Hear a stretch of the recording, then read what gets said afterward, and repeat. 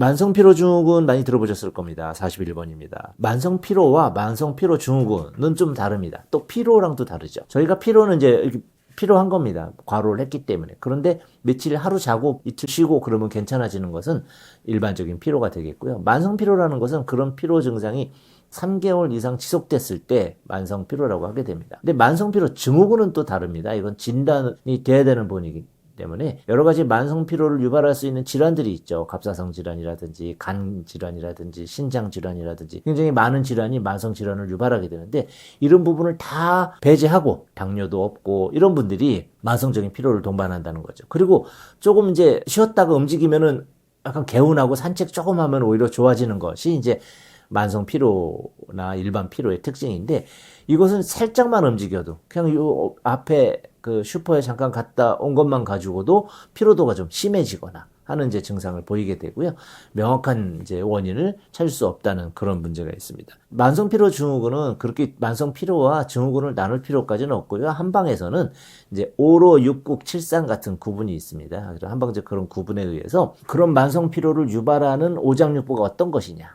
이제 만성 피로를 유발하던 간이 만성 피로 증후군이 됐을 때 좋아지는 것이 아니거든요. 똑같이 만성 피로 증후군 상태냐 만성 피로 상태냐에 따라 간의 상태가 더 나쁘냐 덜 나쁘냐의 차이만 있는 것이죠. 그런 오장육부의 변증 과정을 통해서 유독 떨어져 있는 오장의 기능을 올리는 것, 그것이 이제 한방의 치료법이고, 그때 저희가 가장 많이 활용하는 것이 진맥이지 않습니까?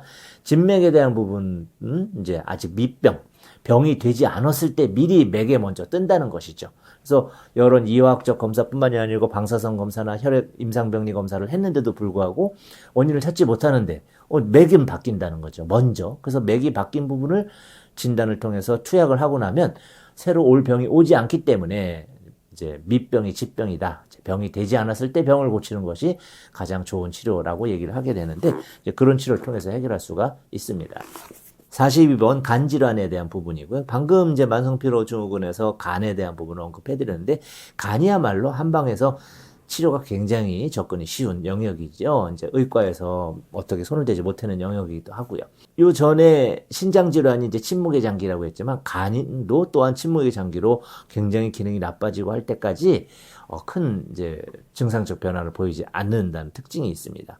이제 물론 간은 이제 B형 간염에 의해서 간염 이후에 어떤 간경화 이후에 간암 이런 이제 부분이 걱정이 많이 되실 겁니다. 근데 그런 것이 이제 결국은 B형 간염에 노출이 되는 경우도 항체에 대한 부분 이외에 이제 간의 어떤 기능이 올라가 있게 되면 스스로 이제 방어를 할 수가 있겠고 그런 것이 B형 간염에 이제 방어가 된다면 이제 간경화라든지 간암에 대한 걱정도 하실 필요가 없는 것이죠. 그러면서 또 간질환의 나쁜 여러 가지, 6가지 수칙에 대해서도 언급을 해놨으니까 한번 살펴보시고요. 올 2월 달이죠. 그 서울대 보건대학원에서 한약의 약인성 간독성, 한약을 먹고 간의 독성 질환을 이제 상태를 유발하시는 환자분들의 어떤 데이터가 나왔습니다. 한약에 의한 간독성 1%, 그리고 그 양약에 의한 것이 뭐 140%, 이런 식으로 이제 기재가 돼서, 이런 부분들이 전혀 이제 간독성에 대한 부분이 낭설이라는 것이 증명이 되었고요. 실제 한약을 먹고 간이 나빠진 케이스는 거의 없습니다. 오히려 이제 간 수치를 좋아지게 하는 그런 약물들을 저희 유튜브에서 만해환이라고 해서 제가 이제 그 원내에서 판매하고 있는 약들만 가지고도 한 달 복용하시고 나면 GOT, GPT, 감마 같은 간 수치가 대부분 좋아지시거든요. 이제 그런 80% 이상이 이제 유효 치료율을 보이게 되는데 그 다 한약재로만 구성되어 있습니다. 이런 약재만 갖고도 쉽게 되는데 불구하고 이제 한약이 식품 범주에 들어가는데 간을 나빠지게 한다라는 것은 어불성설이겠습니다. 과거에 이제 그런 얘기를 하시던 분들이 주변에 계셨겠지만 이제는 그것이 근거 없는 얘기라는 것을 인지하시고 나도 옛날에 들었는데 이렇게 한번 생각하시는 분들 계실 겁니다. 한약을 통해서 간 기능을 회복하셨으면 좋겠습니다. 간 질환이 남성, 여성 모두에게 이제 문제가 되는 그런 질환이기도 합니다만 이제 특히 그 남녀 모두에게 영향을 주는 질환 중에 하나가 또 이제 갱년기겠죠. 그러나 이제 남성 갱년기보단 여성 갱년기가 좀 더 급격하게 진행이 되기 때문에 관심사로 주된 치료 대상이 되기도 합니다.